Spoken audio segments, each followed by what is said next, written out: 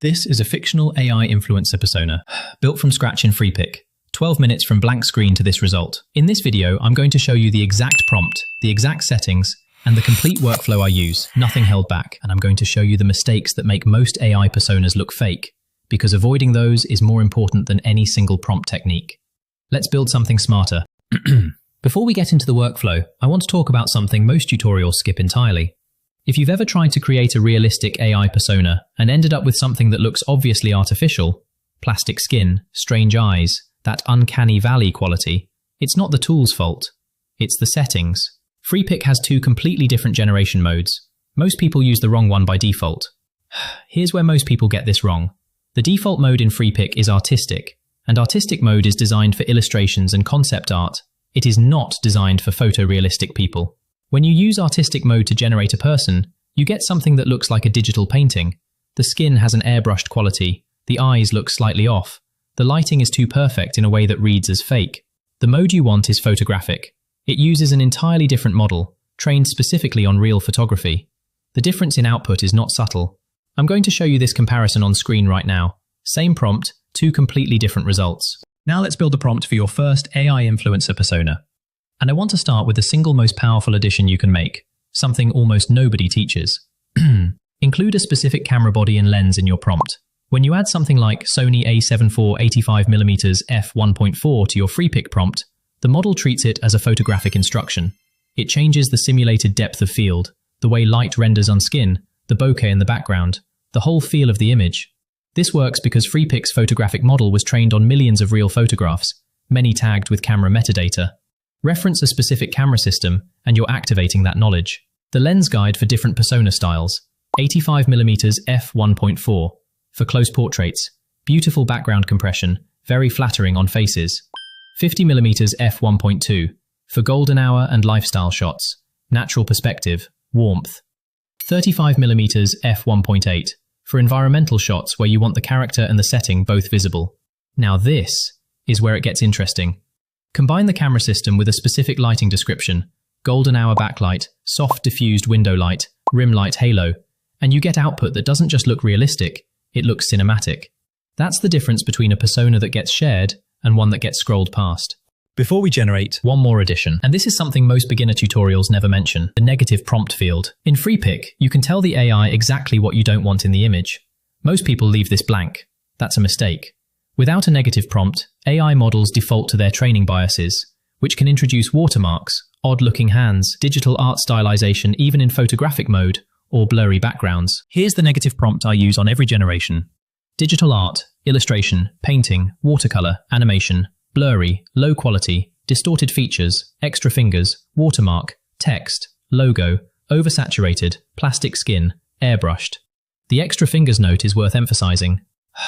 AI-generated hands are the most common tell.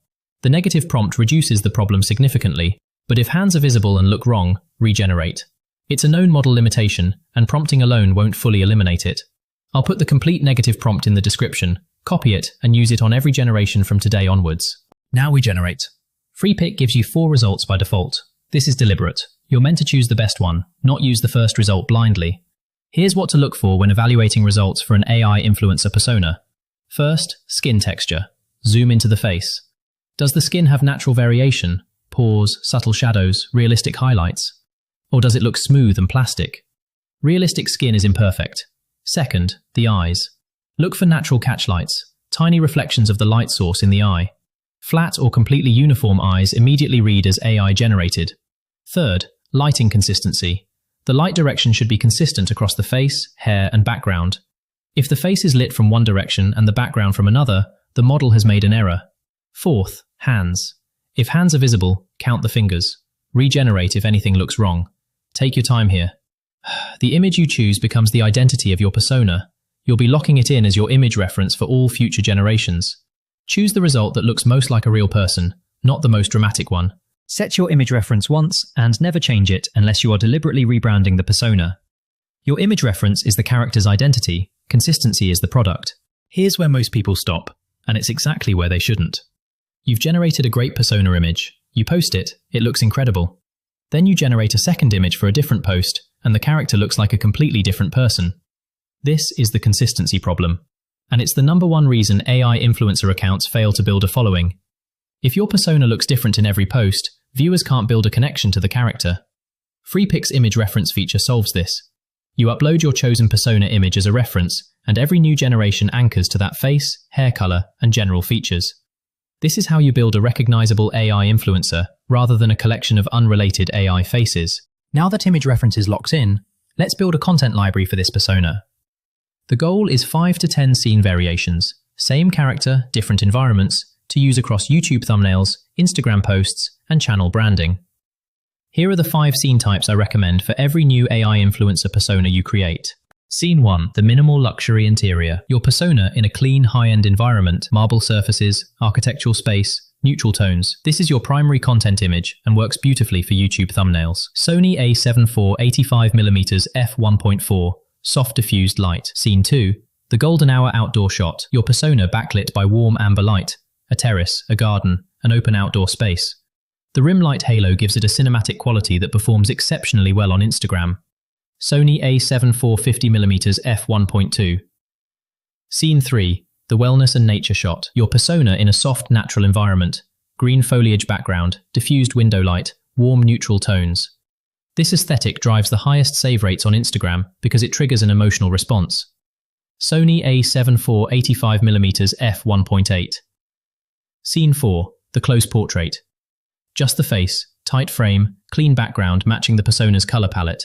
No location, no context. Highly versatile for profile pictures, pinned posts, and story covers. Scene 5. The environmental wide shot. Your persona in a full location with enough of the environment visible to tell a story about who this character is.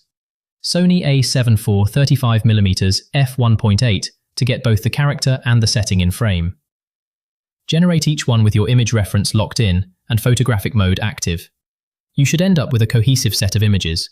Same character, consistent features, 5 completely different scenes. That is your AI influencer content library. 3 things I've learned from creating AI influencer personas every day that you won't find in most tutorials. Pro tip 1. Regenerate more than you think you need to. Freepik generates 4 results, but the best result from batch 1 might not be as good as the best result from batch 3. Professional AI persona creators run 3 or 4 batches and choose from across all of them. At a few seconds per generation, this costs almost nothing. The quality difference can be significant. Pro tip 2. The lighting description is a content category signal. Warm golden tones attract lifestyle and wellness audiences. Clean neutral tones attract the minimal luxury and fashion demographic. Dark moody tones attract urban and editorial audiences. The lighting description in your prompt is not just aesthetic. It's a targeting decision. Choose it based on the audience your persona is designed for. Pro tip 3. Generate the character and background separately for advanced consistency. For the highest quality output, generate your persona and your background as separate images, then composite them in Canva. This gives you complete control over both elements and eliminates the lottery of hoping the AI produces the right background with the right face. It takes slightly longer, but the output quality is noticeably higher, especially for complex environments. That's the complete Freepik workflow for building a fictional AI influencer persona, from blank screen to a full content library of consistent, realistic images. To recap, photographic mode always, camera system in every prompt, negative prompt on every generation, image reference locked in from your first approved image, 5 scene variations to build a content library in 1 session. In the next video, I'm taking this persona and bringing it to life. Voice, lip sync, full body motion using Higgsfield and Kling 3.0. That's when the persona stops being an image and starts being a video-ready AI influencer. Freepik link is in the description, free to start. The complete negative prompt is there too, ready to copy. Subscribe so you don't miss part 2. Drop a comment below, show me the persona you create with this workflow. And that's how you build AI that actually looks human. Every persona in this video was generated in Freepik. The link is in the description, free to start, photographic mode is available on the free tier. If you want unlimited HD downloads and all generation features, the premium plan is what I use, linked below.